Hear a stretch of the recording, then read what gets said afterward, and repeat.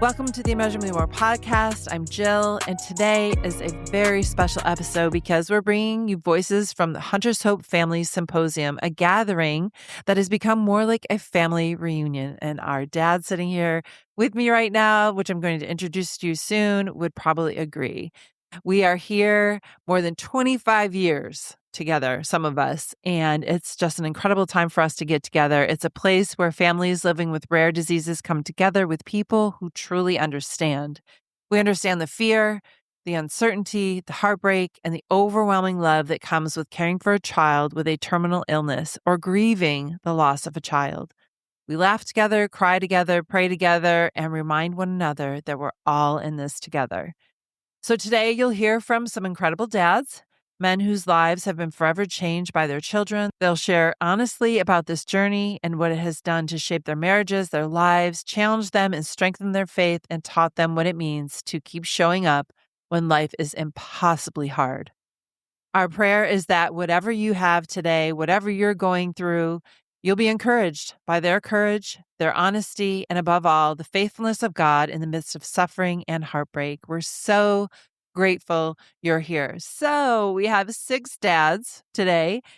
I'm going to have you guys introduce yourself, go around the table, share your story, and then I have 5 questions, and then you guys can basically just choose which question. If you want to tap in on all of them, that's cool. If not, whatever you want to do. I'm just thankful that you're here, thankful that you're at Symposium, thankful that you're going to share your journey with us. So let's start out with Colton here to my right. Colton's face. Oh no, I have to go first. Yes, you can go first. So go ahead, Colton. Well, good morning. My name's Colton Lippert. I am the father of Hadley. My wife's Carly, and then we have our riot maker with 5-year-old Jolie. Yeah, man, here we are, and it's been a journey, and I'm excited about this podcast. Yes, So, tell us. So tell us about your journey. Tell us about yeah. what brings you here. Why would you be here at the Oh man. Symposium? So, Hadley was 6 months old during the diagnosis. It all started August 23rd, and the reason I know that is the one my wife told me, and also it was the first day of school. She was a teacher at the time. It was their first day back. At the time, I was a firefighter paramedic, and I had the day off. And we went into the family doc, and we were dealing with what we thought was he was spitting up just like any other kid. Just wasn't gaining weight, and we thought we were just going to go in, get the weight dialed in, and then go home. So we get admitted on a Thursday, and we're really, really thankful for our family doctor doing that, getting us in. They run the various tests. They did multiple blood tests. They even did an echo. They did the 12 lead on her heart. Everything was looking good. And then fast forward to Friday, they're like, you know what? Like everything's looking good. We're working on her diet. Let's just do an MRI. Mm. And they did. The day starts to go by, and we're not thinking anything of it. We're thinking we're probably going home, staying over the weekend, going home Monday. Everything's gonna be good. Her diet dialed in. She was breastfeeding at the time, maybe she was just spitting it up. We didn't think anything of it. They did the MRI. And I remember just like multiple hospitals, I'm sure you guys know, you have students in and out. And eventually Oh, you're just yes. like, oh my gosh, can we just see a doctor? And Mhm. the resident walks in first. I'm like, here we go. She was a sweetheart, but I was just kind of over it. The resident walks in. She has a pale look on her face. And then the head neurologist walks in and she's tearing up. And it's Dr. Croxton with Blank in Des Moines. And she has been an absolute rock star. She is phenomenal. At the time, I didn't like her because of the news she had to deliver. Right. But I remember the resident on a piece of paper had leukodystrophy written on it. And she just hands it to us. And the neurologist is like, yeah, this is what we found. And we'll explain it more Monday. We'll come back Monday. The specialists are off on the weekend. So you'll be here over the weekend. We'll come back Monday and explain it. Ugh, the waiting. That's horrible. And it was really hard for me not to do something bad, like punch a hole through the wall. Cause that hospital room, as you guys know, started to feel like a prison cell. And you just wanted out. And reality hit. And as a paramedic at that point, it would have been 13 years. Typically, I've heard of multiple diseases, and when you hand me something, I don't even know how to pronounce it. I don't know what it is. I'm concerned, and they said, "Don't Google anything. We'll come back Monday." Well, I didn't tell my wife this, but the first thing I did when they walked out of the room, I started Googling, and, I'm sure as all you guys did, reality hits, and, I was kinda delusional. I'm a man of faith. Mhm. I don't know how you would get through this without being a man of faith.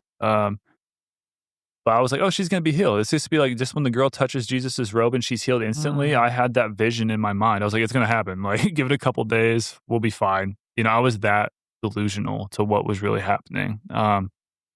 And then, we weeped, we processed, and then life looked different. I can't remember what day we got, but we were in for a few days. Then later in the week, we met with the special team. They explained it a little further, but we didn't have the specific hypomyelinating leukodystrophy type 3 diagnosis. Once we got it, we found out at the time we were one of one in the world. Since then, there's an additional three. There's one in the Philippines, we believe, Poland, and then Liam in Ohio. So, obviously, not a ton of research going toward it, not a ton of anything. And I get it. It's frustrating. You want there to be clinical trials, you want there to be something for her. But when you have the things like Krabbe and metachromatic, they're going to invest more into that because there's more kids with it. I understand that, and I don't blame them for that. So here we are on this journey, and yeah, Um, been a journey. yes. And it continues. Yeah, yeah. She's here. She's here. She's amazing. Did you guys dress up her wheelchair for the fashion My show? wife did. My wife did. Okay, just making sure. Just making I was sure. trying to find spinners to put on it, but there ain't much options in this area. There's not. You're right. There's not. Yeah, but, yeah, she's here. She's happy. She brings more joy to her life. I think the thing about being here is, as you guys know, like, I had to have a conversation with our church family, and if they're probably gonna listen to this, and that's okay. Uh, people like to say they're gonna commit to things. They always said, "If you need anything, we're here," and they kept telling Carly that, and, at the end of the day, like, you can talk all you want, but until you actually follow through with it, and nobody was following through. They say, "If you need anything, like, we're Mm, here." Like, if you need, just a day, and at the end of the day, they weren't really serious. Nobody was really helping. So my wife ends up quitting her job, as a teacher, and I would say you have identity in your career, right? mm. So you lose that. She was very passionate about that. We did youth ministry too. So all that kind of goes away. And then you're Hadley's mom and you're her full time, caretaker. And it's tough. I obviously, with my schedule being 24 on, 48 off, I had more freedom in my schedule. I did not quit my job. And the one thing I forgot, I have to mention, that month after the diagnosis, my department, I was on Ankeny Fire Department, it's a northern suburb of Des Moines. Those guys covered my shifts for a whole month. I did not take a Ugh, single sick day, PTO, vacation or anything. My lieutenant, God-fearing man, Jason Johnson, one of the best men I've ever met, but one of the best leaders on shift and off shift. He's just a phenomenal human being. He's like, all communication will go through me. I'm taking care of you.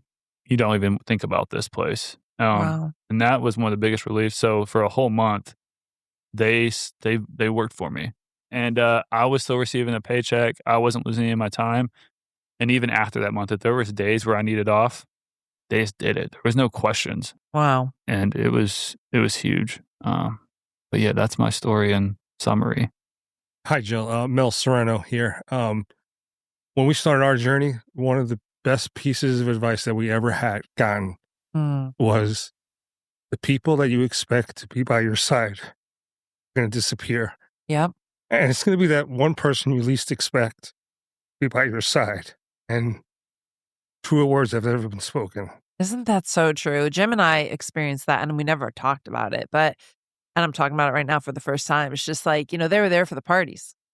They were there for the football. But when things went down with Hunter, the people that we did expect to be there were not there. Yeah. Many of them family hmm that, and I have learned over the years to let people off the hook. I don't carry that bitterness anymore. I don't carry that unforgiveness anymore because I literally was so angry at people. But I realized they just don't know what to do. People in our lives just don't know what to do. And in order for me to walk free of that, I had to just let them off the hook and not expect so much from them and get And then, like you said, other people step into your story. And anyone who steps into our stories is so blessed. There's so much, they're given so much more than they give, I believe. But so Mel, you have the mic, so share your story. Yeah. So Mel Serrano again.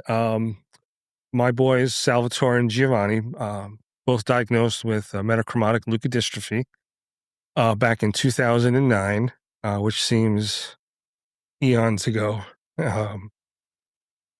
Things started to change with Salvatore right around when he was in kindergarten. Kindergarten homework would take 15 minutes at most. We're starting to take 20 minutes, 25 minutes.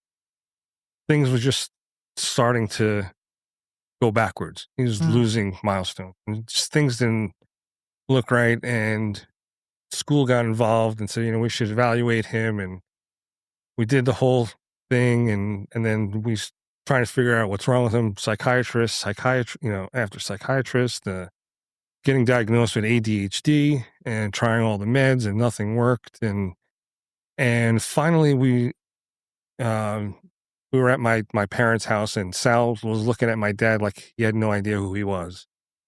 And that really set off a red flag for us. And we finally found a neurologist that was willing to do an MRI to see and my wife, Lena, she was convinced through the whole journey, like all the diagnoses we got, she didn't believe any of it. She thought he's got a tumor. We got to figure out what this tumor is and what's causing him to act the way he's acting. One specific incident, he had fallen off his bike at the end of the summer of 2008 and didn't think anything of it. So pick it up in the springtime, and springtime comes around and he literally forgot how to ride a bike. Yeah. Which you're not supposed to do. So that whole summer, it was just like, I'm pretty sure we've all been down this part of our journey where trying to find what's wrong with your kid. And when we mentioned the episode with my dad, this neurologist finally said, let's do the MRI. We got the call back from his office to come in. So we're going to talk about the MRI results. And we knew right there something it wasn't going to be good. And so he tells us, your son has it looks like your son has metachromatic leukodystrophy. First time we've ever heard those words. And he's explaining to us, he's missing an enzyme. And of course, my first question is, well, how do we get it in there? How do we get in there? Right, exactly. And so he's explaining to us it's not that easy. And he's been doing this for 25 years, has never seen metachromatic leukodystrophy. But he looked it up and he said, son's going to become rigid, organs are going to start shutting down, he's not going to live for a long time. So he says, I have colleagues up in Boston, John Hopkins down in Baltimore. I'll make a couple of calls and I'll get back to you. We're still waiting for that phone call.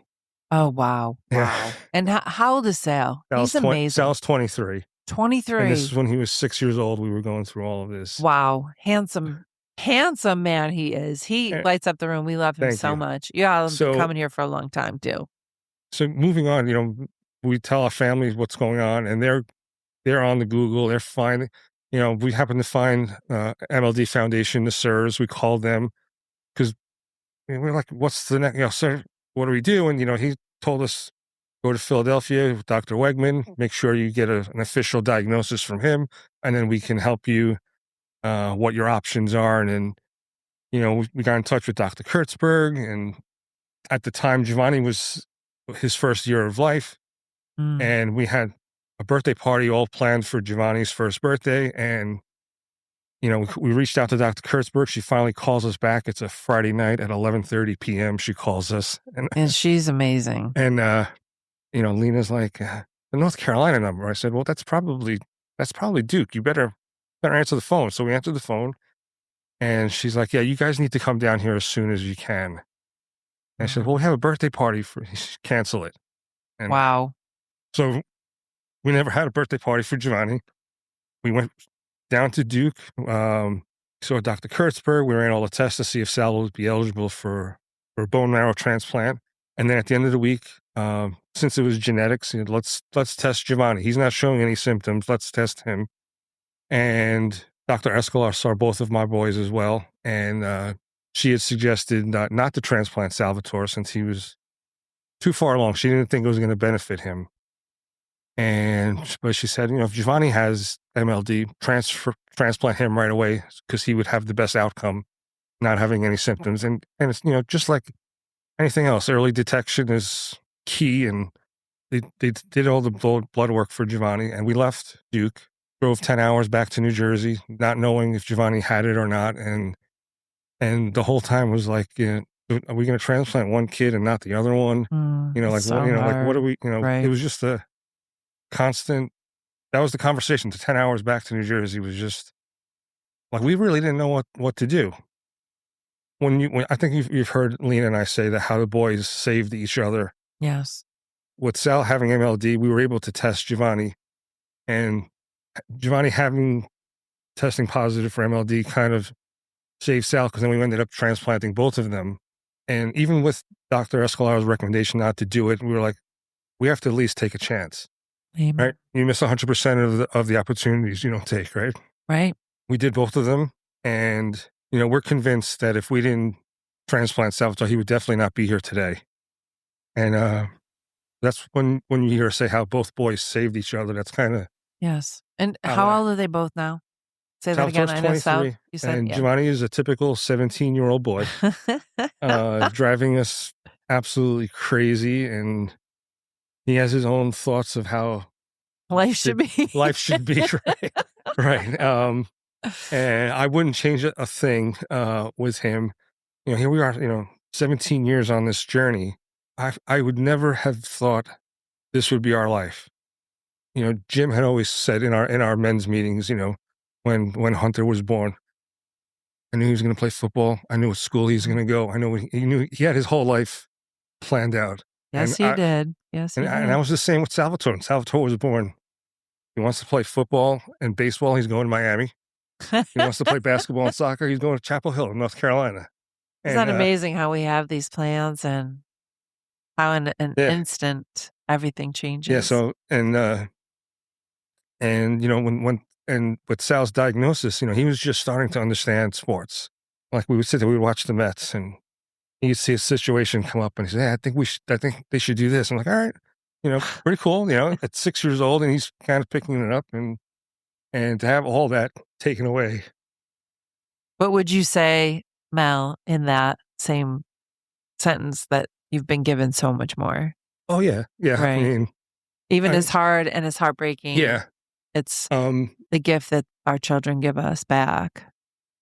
You don't realize the inner strength that you have to muscle through situations that we've been based on this journey, right? Right.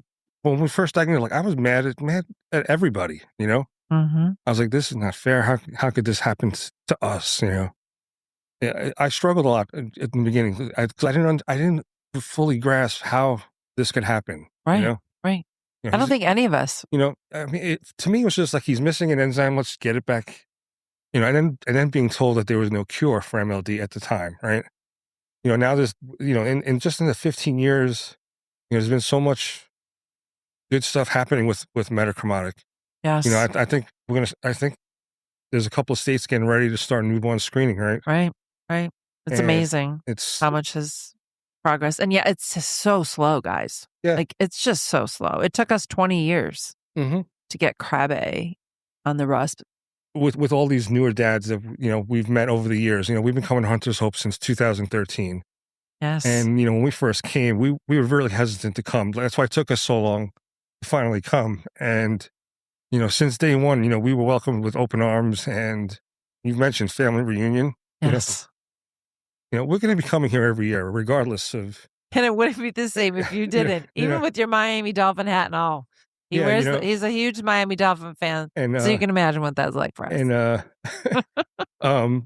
like, you're stuck with us. We're coming back every year. Thank God we are. We've gotten involved with you guys. Like, I'm running the men's session. Moderating that session, which I really enjoy. Because, thank you for doing it, Mel. And we keep stressing to the guys that are just starting the journey. Lean on us. Yes, and do it, guys. Most of you guys sitting at this table are new fathers. We're here for you. We've seen some stuff, and we're here to help you get through the bumps and the rough times, and we've seen it all, and Yeah. talking to families who've lost their child, it kills us because Salvatore and Giovanni are here. It sucks that you guys didn't have a chance, and I did. Thank you. Well, Jared, speaking of new dads, you're next. Uh, how's it going? I'm Jared Brown. I'm Penelope's dad. My wife is Miranda Brown. We're from Raleigh, North Carolina. That's where we're at now. Penelope has Krabbe. She was diagnosed at 4 months. Our journey started a little early. We've been trying to have our miracle baby for, I think, like we were trying for 6 or 7 years before we had Penelope. We've been trying to have kids for 6 years, as I was saying, and yeah, so it's been quite a journey. We ended up doing IVF. Penelope was our last transfer, and she was done gestational carrier. My sister offered to do it, so she was carried by my sister, Oh, wow. and they were born on the same day, March 12th, and it was a beautiful day. And I think things for us got tough shortly after. Penelope was pretty much crying. I think it was like Hunter, crying all the Mhm. time, All the time. nonstop. And even though she was carried by my sister, Penelope and Miranda got. Yeah, I'm starting to think Penelope might have been a clone because they just act. They're the same, and they've been latched to get to each other ever since. And but there's pros and cons to that. So it was tough on Miranda, and the crying and the pain that you see your baby going through, but there's no answers, and dealing with that for months on end. We both work from home, so we're constantly like dealing with the stress of the baby, dealing with the stress of each other. So it was very tough. And then we finally take her to a doctor's appointment. She was losing weight, and we went to the emergency room, and things took time. But a month later, we're in the hospital, and they finally figured it out. Here we are now.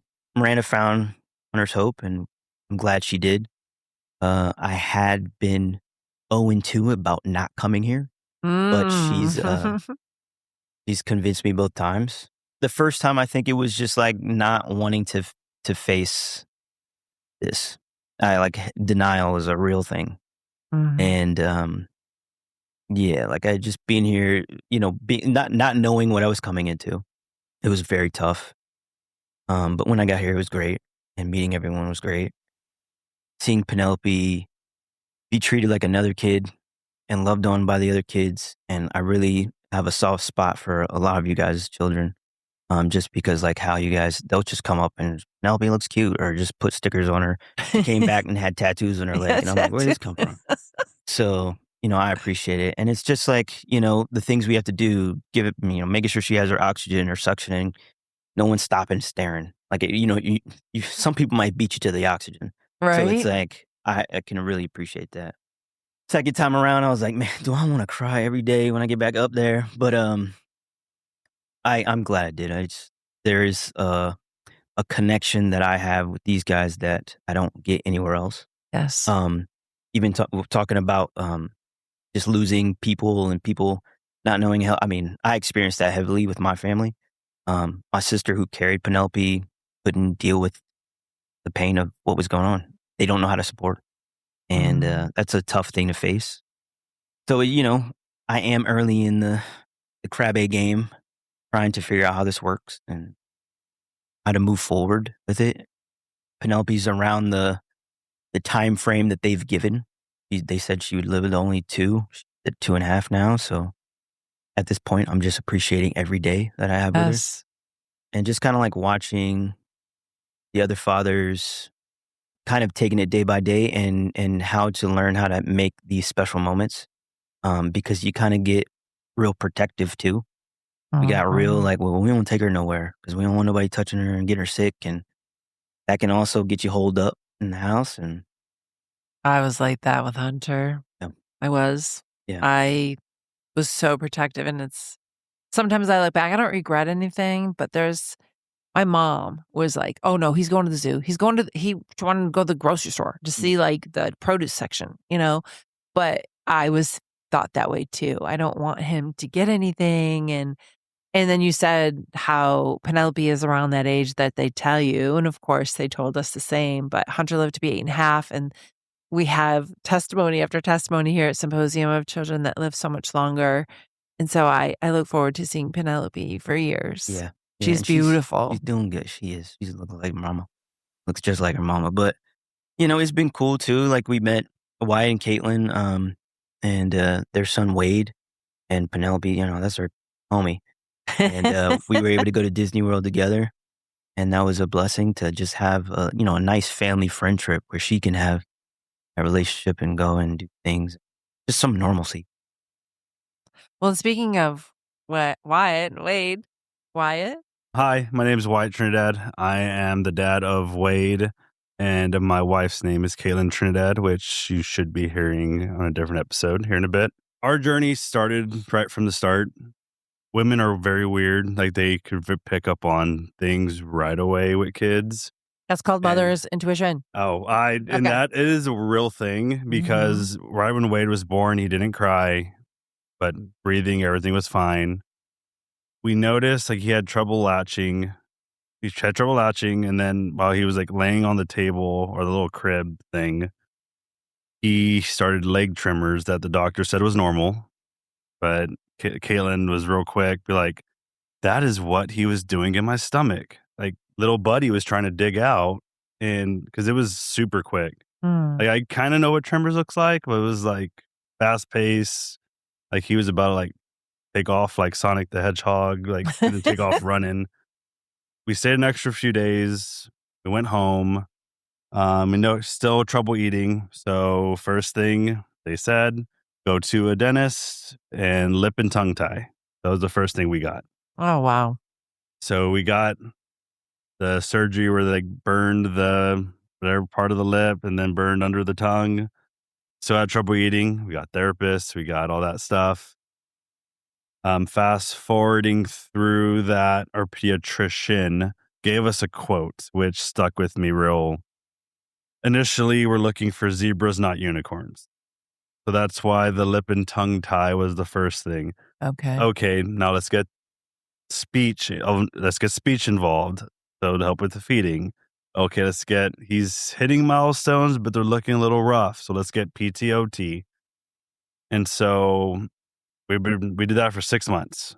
And November, it was like the first week of November of 24. He was born in May. We got super sick. He had a heart rate of like 260, a fever of 104. So we rushed into the hospital, tested positive for coronavirus and rhinovirus. So that's why we were there. So for 3 days or 4 days or so, where they're doing all that stuff to help him treat him. Eventually the fevers get taken care of. We're still there. They're about to send us on our way. I don't remember this resident's name. I just got to say thank you to them. They walk in, they see him, doesn't have a fever, but he's still super tense, looking like a half circle in this bed. And they're like, that is not right. I'll be back. Walks out, brings the head doctor, like, look, yes, this kid's here for what he's here for. That is not coronavirus. That is not rhinovirus. And so they then started that, okay, let's get an MRI. Let's get all this testing done. Like, you guys aren't going home now. We had been on a wait list to get genetic testing done. It took it took the second neurologist to finally get it. First one said his MRI looked good. I don't see the point. I think we were scheduled for a counseling session in December. We'd already been waiting like 4 or 5 months. After the MRI, the doctor would come in, be like, hey, I've seen it, but just give me some time. Because he's like, it looks normal, but just give me some time. And then like, hey, after another day, he comes back and was like, hey, we're going to fast forward your genetic testing. They're coming tomorrow for your counseling session, do your swabs, and then we'll ship it off. And hopefully we'll get it within the week and we'll figure out something. So we're there for the week. They're starting him on all his meds, diazepam, the carbidopa, levodopa, like Can't even pronounce them. 12 different meds, literally given to him in a week. And how old is he at this point? 6 months. Crazy. So it is November 20. Caitlin will probably give you the right date. It's either the 25th or the 26th of November. It's a day or two after my birthday because I'm the 24th. And we are maybe 30 minutes from getting discharged finally. Our geneticist walks in and be like, hey, I need to take you to another room. And so we're like, okay, here we go. This is going to be the hope of like, hey, before he was born, all we want is a healthy baby. All we want, I don't care, boy, girl, whatever, just want a healthy baby. That's out the door. She's like, hey, the positive side with all like the basic testing, you guys are good. Weight is good. What we did find was that you and your wife are carriers for a mutated gene, polar 3A, which I think is for everyone, the 1 in 4 shot. He has polar 3A leukodystrophy, which there's 2 different versions. There's 3A and 3B. 3B is in the weird way to put it, the nicer one of the 2, the less aggressive one. And he had 3A. And so they kind of gave us a folder, be like, hey, we're really sorry, but here's like what we have for you because there's not a lot. And so she left. We went back to the room. We're crying. And then we pack up and leave. And so from like that Christmas was barely a Christmas tree up, barely any lights, barely any decorations. Our house felt like a jail cell. We didn't want to go anywhere. We realized that we could not do that, especially to him, because we didn't know how much time we had. And so we tried our best to make sure he got everything he needed. We did everything, came here. We didn't bring him the first year because we didn't know what to expect coming to Hunter's Hope. If we want to say we have a regret, that will probably be it. The plan was to bring him this year, but as people learned over the weekend, he passed away June 11th. Yeah, so we couldn't bring him, but I will say the one blessing we got at the end was he wasn't in the hospital. He was at home in Caitlin's arms when he passed away. That itself is a blessing that we got. I'm not super religious. I'm working on that, but Caitlin is. And one of the verses from John that kind of kept us going and was wade into deeper waters. So just keep going no matter how deep, how dangerous, just trust and keep going. And again, short to your life. But as we keep going forward, without him, that's the verse that we'll keep very dear. Thank you for coming after. Yeah. It's hard. Grief is Yeah.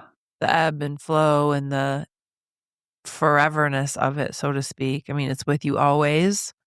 And thank you for your willingness to come back. Yeah, after. I kind of forced Caitlin's hand this year. I felt we weren't getting the support. We were getting support we needed at home. I'm not going to say they weren't doing anything, because they were trying, but being around everyone that knows exactly what we're going through, right, or has already gone through that part of the journey also, I felt we needed to be here. But again, thank you for having this. Thank you for Hunter for bringing everyone closer together. Thank you for mentioning Hunter. He doesn't really get mentioned that often. So I appreciate that. Thank you. And thank you for sharing. My name is Ramon Andrade. I have 4 kids. My oldest, which is Zoe, Josiah, Zuli, and Jaden. My oldest is 15, and it all started, he was about 9 or 10. She started complaining about headaches. And the funny thing is, it was only when she was in school. We would get her out and she would go home and she was fine. So after a minute, we were like, okay, maybe you're doing it to get out of school. Which makes sense. Right. It makes total sense. And so I remember I don't hold any grudge against that person, but one day I remember going and picking it up, and she said, "Oh, she's just doing it to get out of school. She's not sick." And I just took a deep breath and I said, "Maybe." Walked away, whatever. And the headaches were more often, more often, more often. Okay, maybe she's not making it up. Little by little, we start noticing it was only in loud environment, which classroom. Then all of a sudden, we start seeing her left hand kind of crumble in, not using it. She was pulling up her pants using her right arm, like reaching across to lift up. And we're like, use your other hand. And she's like, oh. And then she tried, but it was super hard for her.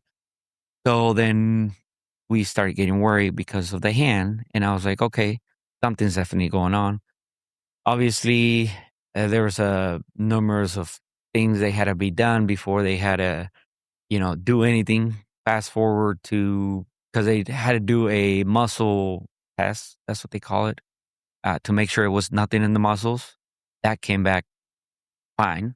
They were like, nope, nothing wrong with that. So they put a submission for the hospital to do an MRI to look at a neurologist. We were on the waiting list pretty much. Her primary doctor said, if there's something wrong, take her to the ER. I remember she started with the headaches like around 9 and 10. She was 11 when we took a trip down to LA. We're from California, and so we're from Northern California, and we take a trip down to LA, and we're down in LA, and I remember her saying, hey, I want to go get something from the vendor. There was a vendor in the beach. I said, okay, let's go get you something. We walked over. It was probably, 300 feet. On the way back, she's like, Dad, I can't walk. My leg really hurts. And I said, oh, is it the sand? Maybe it's hot or something. She's like, no, my leg hurts. And I'm like, okay, just relax. So I didn't pick her up because she was already 11. So she was a little, heavy in the sand. So I was like, okay, I just kind of like put your hand over my shoulder, and we walked. And I tell my wife, I say, hey, this is what's going on. So her doctor, we call her and said, hey, this is what's going on. And she says, you guys need to come back to UC Davis. That's who's treating us. And he says, absolutely, if she can't take the pain or if she's not good, then obviously admit her into an LA hospital, but I would prefer you guys be here. So we talked to her, and what do you think? Oh yeah, fine. We get in the car, drove 8 hours north. We stop at UC Davis. They saw her hand and they saw how she was walking. And so they were like, okay, we need to do an MRI. So they did an MRI immediately. And so obviously they did a full scan. Within 20 minutes, they were out. They came out and said, we need to admit her right now. And we were like, okay. So they showed us a couple clips, and there was some cyst on her brain, which we didn't think much of it because small stuff, which I was like, okay. So the next morning, we get admitted. We go in the room. We're there for 2.5 weeks, and they did all sorts of testing. They weren't sure of what she had. I didn't like the outcome of it because they kind of, at the end of the day, were like, they kind of washed their hands and said, oh, well, she's fine. She's walking. Like I was telling some of the guys here that in the room when she was admitted, they would walk in, and the minute they walk in, their face would go what's going on? And we started noticing that pattern, and I was like, okay, well, then we were like, okay, well, what's going on? What's really going on? And so the head neurologist said, do you guys know what's going on with your daughter? I'm like, oh yeah, well, we kind of explained what they told us at the emergency, whatever. And she's like, we need to sit down and show you something. So I'm like, okay, this is not good. And so we go into a room, and they had the screen, and they were showing us the clips. And that's when everything made sense as of why the doctors were shocked every time they walked in, because they saw a girl that was sitting down, talking, responding to their questions, coloring, whatever on the phone, whatever, right? the pictures of her brain did not match her body. They flat out told us, she's like, the way her brain is, she's not supposed to be moving at Wow. all. Wow. They said maybe the head and the eyes, but that's it. So she said, we're really sorry that, this is happening, but that's why we're shocked every time we come in here, because we looked at the pictures, we looked at the results, and we go in there and there's a perfect girl walking, talking, responding to everything we answer. So anyway, so we were there and they weren't sure of what it was. They kind of had an idea of what it was, but they weren't 100% sure. So they sent us home because she got better, and we went home. We were there a week, and then her head came back. And so we were like, okay. My wife said, I want to go to a second opinion. I said, okay, perfect. Our other hospital is 3.5 hours away. So we decided to drive to call Stanford University or Stanford Hospital. And so we drove there, and that's where they told us. So her diagnosis was, the medical term is LCC, is leukodystrophy, calcification and cyst of the brain, which I really have a hard time pronouncing it, but it's La Brune, because if you type in LCC, nothing pops up. Coming to find out, fast forward, so they did a genetic testing and all that stuff, and she got diagnosed, and when she was, so the headache started at around 9. She got diagnosed when she was 11, and so they did a genetic testing for all the kids.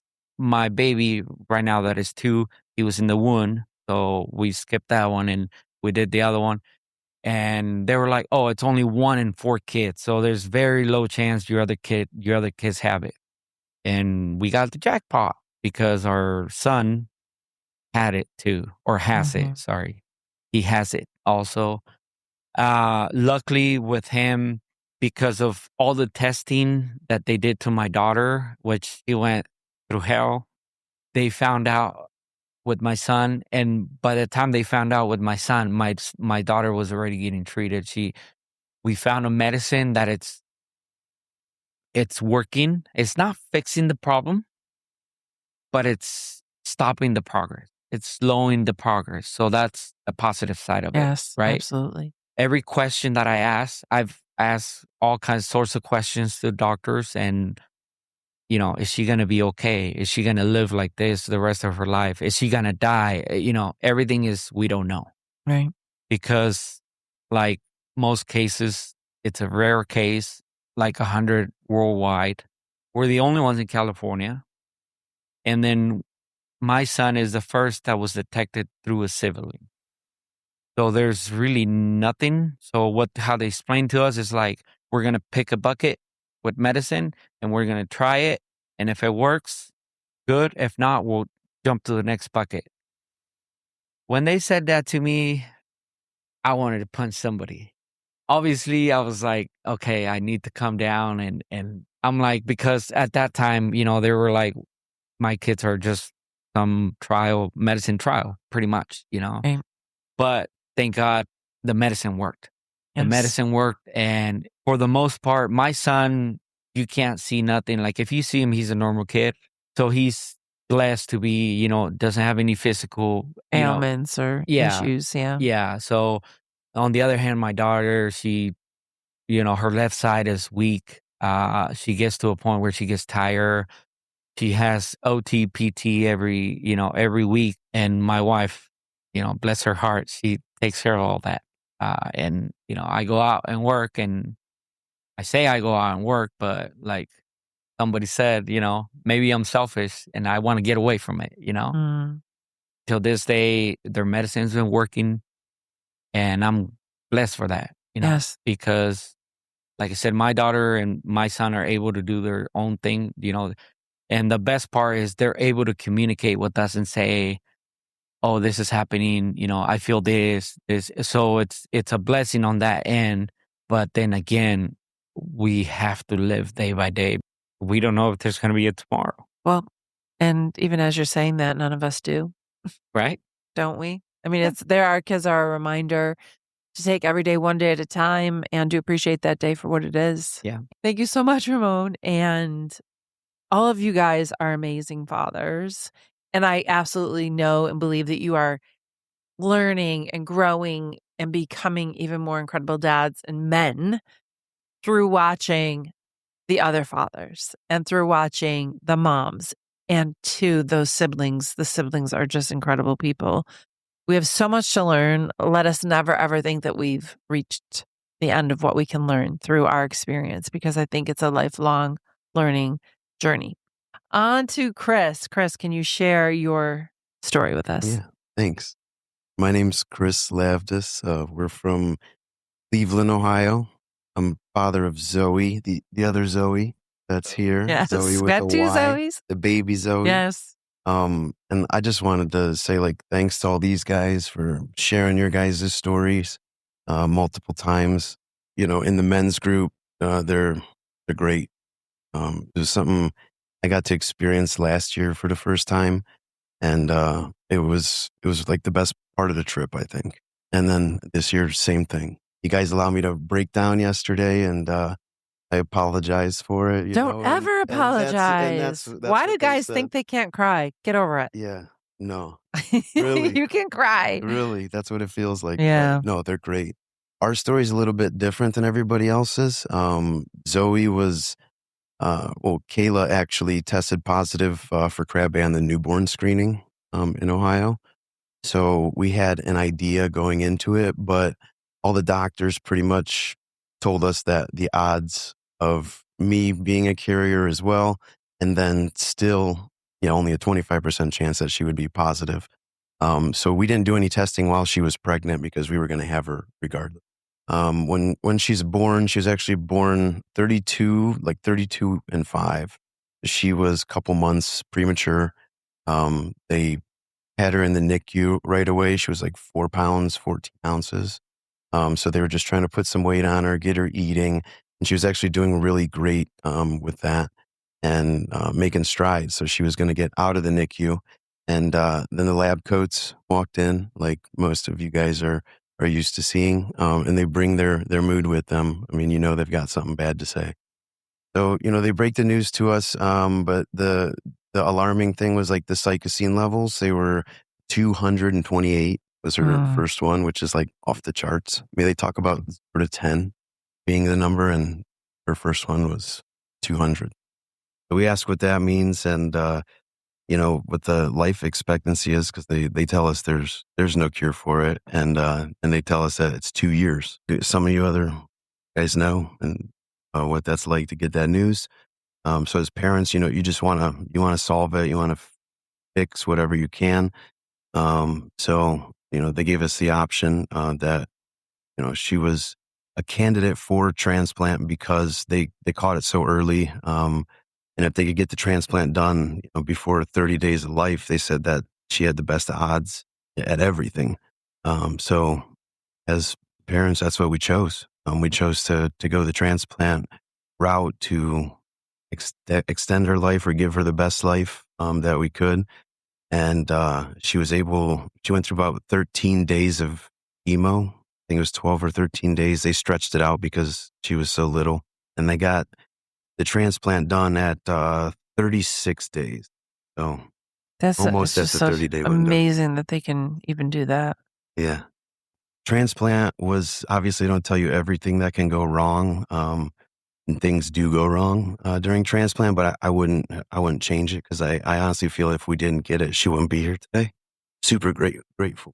During her transplant, she had some hurdles. She had to go through dialysis for a while, and after that, she had some liquid in her brain, essentially, or in her head. She had to get a drain put in, an external drain. She was intubated and extubated multiple times for a month at a time. We couldn't hold her almost a month. There was one awesome nurse at University Hospital in Cleveland that would make sure that we could hold our baby. That's awesome. Yeah. It's so amazing when there is that one person that comes along in the midst of your journey that really does help and make the difference, because it's so hard and you need quality care, and you just need that assurance and the comfort. And it's so nice when there's at least one. Yeah. You can't count on every doctor because their bedside manner isn't always what you hope it would be. Not even close. But when there's one, it's really a blessing. So that nurse was awesome to us. Zoe, after she had the drain placed for a month, her vessels weren't big enough they said they had to put a shunt in her head, but her vessels weren't big enough yet. So that's why she had to go a month with a drain in her head until she grew. It was big enough to get the shunt. So, she grew, and they were able to place the shunt in her head. And that's something she'll have for life. She has to go back in and get that extended as she grows. But that's something that she'll always have. But besides that stuff, everything else honestly went how it should. She's in the best health right now that she's ever been. She just celebrated her second birthday, which is awesome. We know it's a huge milestone. It's And such a huge milestone. I'm surprised, honestly, they're still saying that because a lot of children have lived far past that, including Hunter. But I guess that's just that marker of the information that they have statistically. But she's beautiful. So Thank glad you. that she's here. Yeah, so glad to be here. Yes. She spent 7 months there. So, Mm. that's a long stay. It's so long. I went through like career changes, and Zoe's mom, Kayla, she stays at home, and she's Zoe's caregiver. In Ohio, they don't compensate for that. So what you do, Right. you got to stay home and take care of the kids. We have 2 other kids as well. They are from Kayla's previous relationships. They're not mine, but they're mine. Yes. Well, that's awesome. Yeah. You guys are amazing. You guys really are. And especially a lot of you new dads, I just hope that although you've maybe been here for 1 year, like we love you like you've been here for 25 or 30. You're just incredible people and you add such great value to our community. And I just want to thank you so much for that. There are some questions that I have that if you don't have to answer them all. They're heavy hitters, but I'm going to say them. And if you want to answer one, have at it. And if you want to just chime in on each one, that's great. But here's the questions. Number 1, how has your child's diagnosis or losing your child changed you as a man? Number 2, how has this journey affected your marriage? Number 3, how has this experience impacted your faith? Number 4, what do you wish people understood about being the dad of a child who is terminally ill or a dad whose child is now in heaven? And number 5, if you could sit down across from a father who just received the diagnosis you once heard, or who has just buried his child, what would you want him to know? So, out of all those questions, who wants to Yeah. go first? Go ahead. I Go got- ahead. I Yeah, the you mic got the still, mic. so, number 5. I think I'll there for you if you want to. Do you want to repeat that one out so they know what I'm answering? Yes, yes. You pick number 5. If you Yep. could sit across from a father who just received the diagnosis you once heard, what would you want him to know? I'd say the best piece of advice that I got as a new father. Zoe was born on Father's Day too, Oh, wow. which is pretty cool. Yeah. Just take it one day at a time. I heard Jared say it. I heard you say it. One day at a time. That's it. You can't control this disease, unfortunately. And but what you can do is show up every day and Yes. just take it one day One at day a at a time. time. Don't let all the fear, Yes. And I say one day at a time, one prayer at a time, all in God's timing. Because we don't have control. Thank you. Thank you so much for sharing that. Thank you. Yes, Mel, you have the mic. I think number 2, what is my child's diagnosis? Number 2, how has this journey affected your marriage? Oh, that's not the one I wanted to Okay. Okay. Well, all right. Okay, No, next. to be fair, I'll answer that one. I'll answer that You one. guys are amazing. I'm gonna- will say. I'm going to answer number 2. How has it affected our marriage? It has really made our marriage 100% stronger. Which, you know what? You're an anomaly. I'll tell you that And because listen, I've seen these rare diseases tear families apart. yes, you have. Right? Yes, we all Dad have. doesn't want to have no part of it, and on occasion, Mom doesn't want to be part of it. Lena is the rock of our family, and to walk away from that would be the biggest mistake that I would ever make. our marriage is so strong. Like we do things and between like my work, balancing work life and the boys, right? Well, my job is like, how do you do it? How do you do it? I work second shift. So regardless of what time I get home from my second shift, I'm up 6:30, 7 a.m., getting the boys ready for their day. During the school year, Lena's getting Giovanni on the bus. I'm taking care of Sal, his morning routines, his therapies, his meds, getting him ready for the day. If he has an appointment, I'm getting him ready to go to his appointment. And I'm kind of on call for work where, 10 o'clock in the morning, I get a call. Hey, can you give me a buzz for a second? I got to ask you something. And I'm calling him back in between whatever I'm doing with Lena and the boys. And even like my supervisors, they're like, like we're at a company event and one of my bosses said, Mel's the best dad I've ever seen. And just doing what I'm supposed to be doing. I don't think I'm doing anything different, but yeah, our marriage is so strong, which again, like it is. Well, you give hope to people. Well, yeah, well, that's what we're here for. We That's want right. we want to, we've been on this journey for so long, Yes. and it could be done if you just keep at it, one day at a time, one prayer at a time, and Right.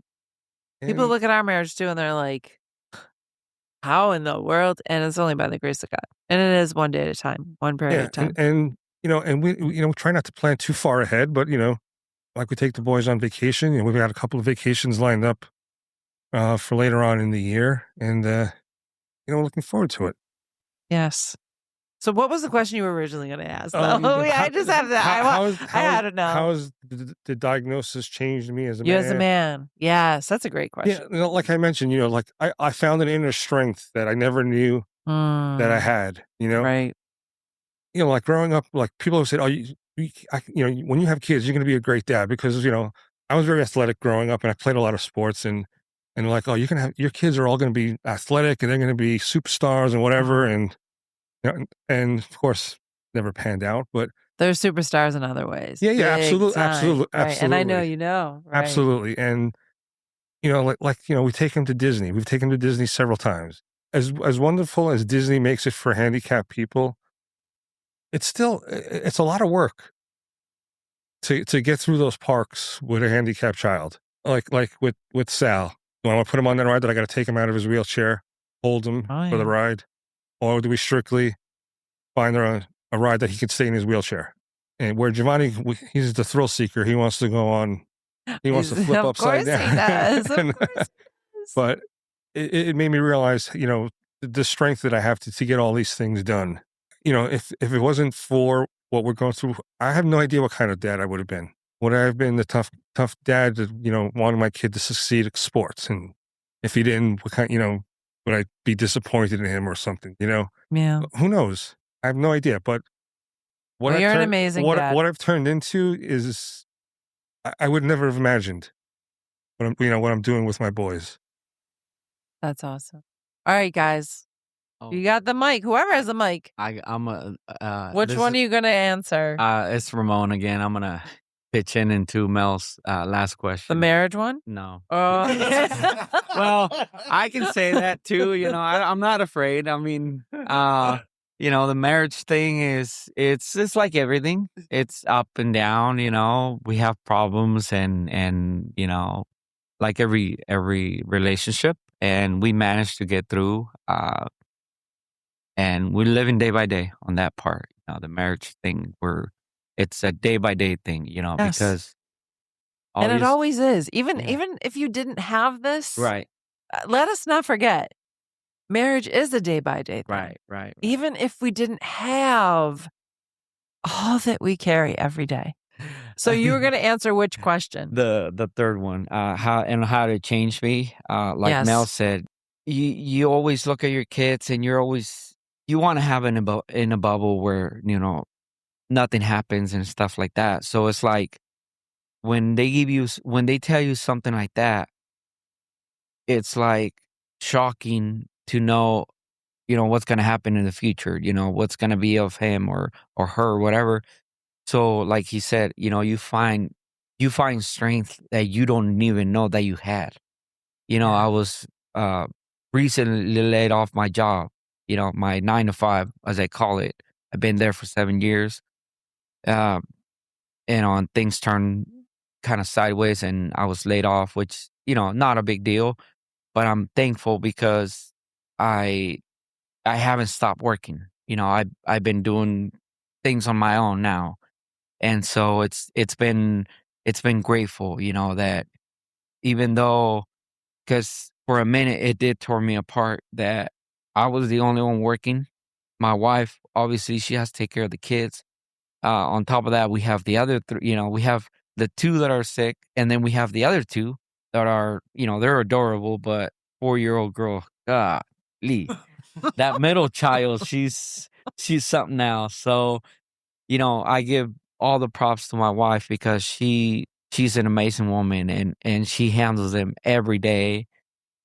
Like, she finds the strength to go on a day by day. I find them on my own way, um, how to come up with money for the house, all that stuff. So it's like Mel said, you find strength that you don't even know you had them in you. Yeah. Isn't that So incredible? it's incredible. So a lot of people call it we call it a blessing. Like, I call it a blessing, Right. right? And I've seen all the parents say it's a blessing. And I've heard people saying, that's a mistake. Mm, To each their own, right? right. To each their own. Right. And so it's a blessing, and it's a blessing because you find things, or you do things that you never knew that you could do. Right. Amen. I'm just gonna piggyback on what they've said About marriage. That's what we're doing today. I mean, I'm not trying to I'm not. truth be told, it's a major part of it. You're going in this together, and you can easily fall apart and lose each other just on being a parent in general. Mm. And then when you come down with a diagnosis, for me, medical stuff was foreign. Miranda was at one point worked in a hospital, so that was kind of just something she was used to. So G-tubes, medicine, schedule, changing, whatever she needed to change, that was all simple for her. I was still making sure I was doing the wiping right, and making sure I was wiping the right way away from the, but, and that stuff wasn't comfortable for me. So, being a good leader is knowing when to follow, and personal therapy, couples therapy. But I think I said it in our last session. It was like, I would not know how to love Penelope properly if I didn't watch my wife. Being able to grow from that, my daughter has taught me so much. I mean, really what I've learned just from this diagnosis is how to love in more of a indirect way. It's like we connect. I don't know. I just feel so close to her. I couldn't imagine not having a girl. I'm a girl dad. If I have all girls, I'm cool. Like, I love my girl. Yeah, it's changed me thoroughly. It's made me see the world differently. And it's fighting the bitterness, fighting the anger that I had, and just like maturing, figuring out what's priority, structure of what that looks like. Isn't that beautiful though, to as hard as it is, what brings you to that place of figuring out, wait a minute, Yeah. what are my priorities? Mhm. What is important in Mhm. life? And of course, it's our greatest heartbreak that takes us on that journey to find out, what is important in Yeah. life, and to change as a result. Yeah. Slowing down is a big one. I know we Mm, say day by day, but it's like within those, it's just, you can get wrapped up in all the, right? yes. All the stuff that's going on. And, you kind of want to escape. Escapism is real, and want to get away from all this pain and seeing her and just like the pain that she's going through. And, how many times did I pray that I wish I could just take that disease and put it on myself? It's just, it's little things. Being able to just sit, I like my nerd stuff, so I watch anime and cartoons, and she can be right there with me. Or I'll jump in and watch Sesame Street with her, and we'll be singing Elmo's World. So it's like, it's really learning her. The nonverbal stuff has been difficult, but when she gets upset, she's upset. And you have this connection with your child. I'm sure all you guys know. You know your child. So that connection is precious. Awesome. All right. I know some of you haven't answered a question. Colton, I know you didn't yet. So you're out. What are you going to pick? I'm not even going to say the name. I'm not going to say number 2. I'm just going to let I'm you. gonna try to hit all of them. them. I'm gonna try to hit all of them. Yeah, this is a setup. Carly, if you're listening, I love you. Can't wait till we get home. Anyway, yeah, I think you guys all kind of hit on a lot of the stuff, but for me, and it hurts to say, I think the diagnosis kind of saved our marriage in a way. And I've never said this before, but for me, I was a vice president of a nonprofit at the time. I was also ate up with the job. I'm sure some of you guys are in the military or, that love your jobs. It's easy to, if you let it, it'll replace your marriage, it'll replace your family. And Joe, I'm sure with him playing at NFL, you kind of felt the same way. That your priorities were not in line, and mine were not. Every weekend I was gone, whether I was in a class, I was teaching, doing some kind of event, and just leaving Carly at home with Joe. And as we know, these kids' lives go fast. Before you know it, 18 is there and they're out. And the past couple of years, I've really Billy's 5 now, and I'm like, in those early years, what I miss, and I missed a lot. I was gone all the time, and it was my own selfish desires. I was out teaching, doing all that stuff, and I was like, what am I doing? Backing out of being the vice president. It forced me to slow down. And it really showed me, we live in a culture today. I call it the microwave culture. You want something, you can get it right now. And with this disease, what we want, all as fathers, we can't have right now. It is extremely hard. There's no answers. Most diseases, cancer, for example, there was 3 cancers 5 years ago that were a death sentence to children, and now they're curable. It's tough. It forced me to slow down. I think it helped our marriage. I'm not going to sit up here and say it's perfect. We're still working on it. I think one thing that I've tried to do lately is give her time.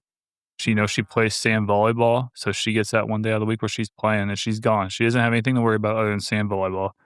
Well, I didn't know that about her. I can't wait to talk to her about that. She played college volleyball. She's pretty humble. She was a team captain. She was a rock star. She could have played college basketball. She ain't going to tell you any of that. But here you go. Hey, if you guys are still recruiting and listening, WNBA, she's here. Okay, we'll move. Anyway, that's great. But she's the rock. Had she not stuck with, I don't know that any of this would have worked. And I know that men are supposed to lead. I think we've all been in positions where it's like we're supposed to be leading, but we're just working, trying to stay alive, and they're at home with the kids all the time. It's seasons, man. And sometimes you're on the mountaintop and sometimes you're in the valley and it's thick, and we're going through it. We're learning.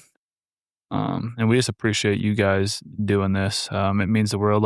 I met these dudes last year and we're like brothers now. And, if somebody starts swinging and we're in a fight, everybody better start swinging. I don't know why, but I said, we're doing it.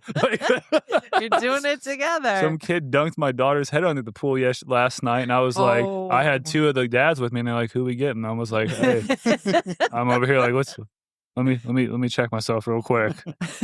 But, I'm not a violent person. Anyway, I promise. Yeah, thank you guys, and we appreciate this a lot. Thank you.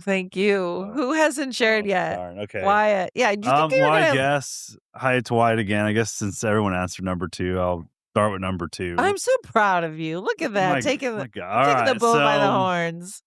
I would say our marriage, obviously, was tested just like everyone else. Wade was our 3rd pregnancy. First one had triploidy, then second one was a miscarriage, and then Wade.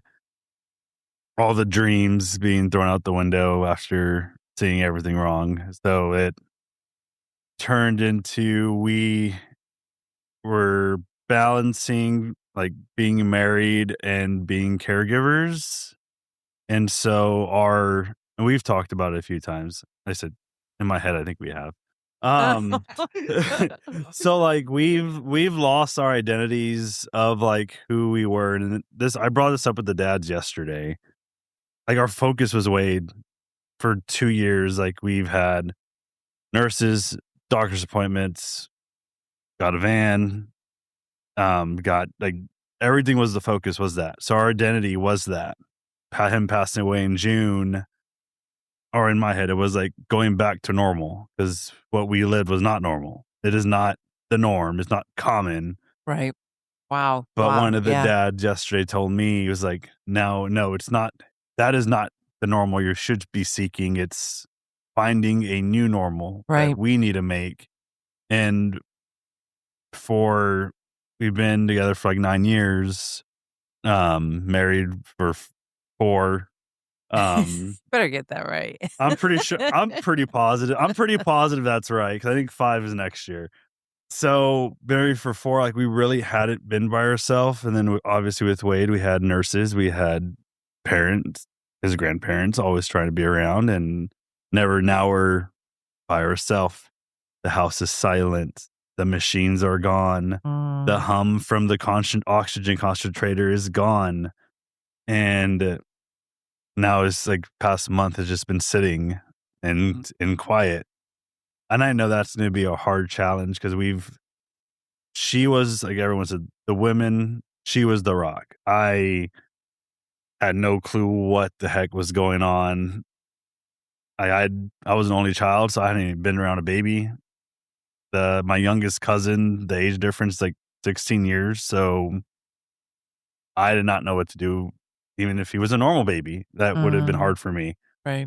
And so, like seeing what Jared said, seeing how she loved Wade is how I picked up. Moving forward, I know it's going to be very difficult. It's been a rough month, and I can just imagine as the longer this goes on, it's not going to get any easier. And I know. Well, and grief is in the mix, and grief for a man and a woman, a husband and a wife, grieve very differently. And you have to find the space to allow each other to do that. I didn't do that. Like I couldn't touch that with Jim. It took years. So, just again, we've said it a couple times, one day at a time. Yeah. One And prayer at a that's what I time. kind of figured. And then quickly do number 5 because I know the women need to come in. So yeah, what is okay? Let me is giving the advice to someone who. Yes. What would you say to a father who's just recently gotten the news that you received? Again, I know it's going to be dark. The journey's going to be like you're lost in a cave with no light at the end of the tunnel, but just like I said, that day by day, the looking for little wins, because like one of like Wade would do some things and it'd be like, oh, he reached and hit his toy, and then we threw a party. We threw a party. Right. And so don't get lost in the negative connotations that a terminal illness or an uncurable illness has. Look for your little wins wherever you could get them, because they will mean the world. Amen. I love that. Chris, did you answer one of the questions? Did you? Okay. I didn't want you to get out of here without answering one of the questions. You see, I got that. Can I say something before we Absolutely. Before we close, sure. This is Ramon again, and kind of piggyback right on what he said. And also, one thing I forgot to say, it turned me into a man of God. Because amen. My parents were always pushing me, go to church, go to church, go to church. I got to the point where I was like, for what? Right? Yes, yes. And when we saw those images of her brain not matching with the body, that's when it clicked in. It said, okay, this is a miracle. Yes. That's all it is. It's a miracle. So every day, I'm not saying that I do it every day, because there's days that I wake up and I forget. But every day, the minute I wake up, thank you, God, for another day. Before I go to bed, the same thing. And that is one thing, you guys. I mean, I don't know what you're feeling. I don't know what Wade is feeling. I don't know that feeling. but God can help you Yes. in any way. And speaking of God, do you guys, is it okay if I close in prayer, or would anyone else want to close in prayer? Anybody? Anybody? Yeah? Colton, do you want to close this in prayer? I just totally did that. I did that. All right. Let's go. Oh, God, we just thank you for another day and another opportunity to serve you. We thank you for all the stories told today, all the wisdom shared. We just pray for peace of our minds and our hearts. For the people that spoke today, for the people listening, we just thank you for each and every one of them. We pray that your fire would just be our desire, that we would continue to grow closer to you, that you would just surround these people with support. Speak to the doctors across the world who are dealing with this disease. Allow the impossible to become possible. We pray for miracles to happen, healings to happen. Lord, we just thank you. We pray this all in your name. Amen. Thanks, guys. You're awesome.